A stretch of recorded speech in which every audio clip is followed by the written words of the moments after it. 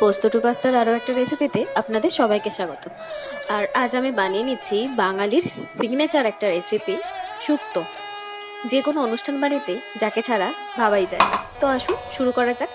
শুক্তোর জন্য অনেক রকম সবজির প্রয়োজন, আর সবজিগুলো এইভাবে লম্বা লম্বা করে কেটে নিতে হয়। তো আমি বেগুন, ম্যান্ডেটারি যেটা উচ্ছে, আলু, ডাঁটা, মূলো এবং রাঙা আলু সমস্ত কিছু এইভাবে কেটে নিয়েছি। আর লাগবে বড়ি। এরপর কড়াইয়ে তেল গরম হলে একটা একটা করে সমস্ত কিছু আগে ভেজে নিতে হবে। প্রথমে ভেজে নিচ্ছি বড়িগুলো।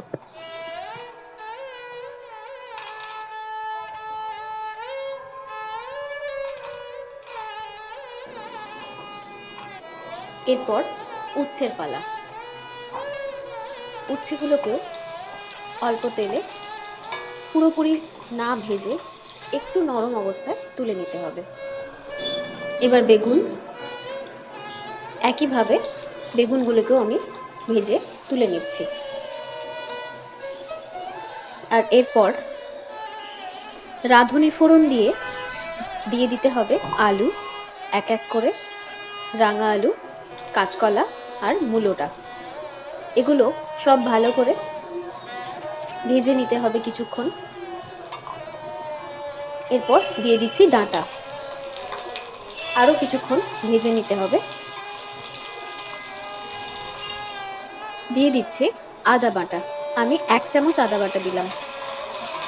এরপর ভেজে রাখা উচ্ছেগুলো দিয়ে দিলাম।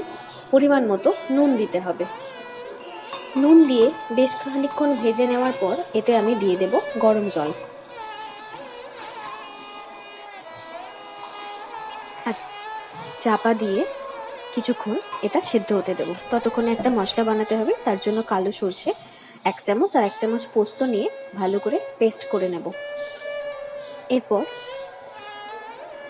ওই জলের মধ্যে সরষে পোস্তর পেস্ট ঢেলে দিয়ে আরও কিছুক্ষণ ফুটতে দেব। তারপর এক এক করে বেগুন আর বড়িগুলো দিয়ে দিতে হবে। এটাকে একটু গাঢ় করার জন্য 1 কাপ দুধের মধ্যে একটু ময়দা দিয়ে শুক্তোর ওপরে দিয়ে দিতে হবে। এরপর এই যে গুঁড়োটা দিচ্ছি, এটা হচ্ছে 5 ফোড়নকে ভালো করে ভেজে নিয়ে গুঁড়ো করে রেখেছি। আর তারপরে দিয়ে দিলাম ঘি।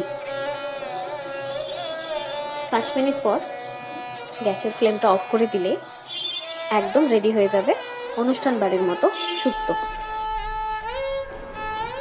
শুক্তো তো অনেকের বাড়িতেই অনেকভাবে হয়, তবে এভাবে একবার বানিয়ে দেখতে পারেন। আশা করি রেসিপিটা খারাপ হবে না। ভালো হলে কিন্তু জানাতে ভুলবেন না। আজকের মতো রান্না শেষ। দেখা হচ্ছে নতুন আরেকটা ভিডিওতে। আজকের মতো ওকে, বাই।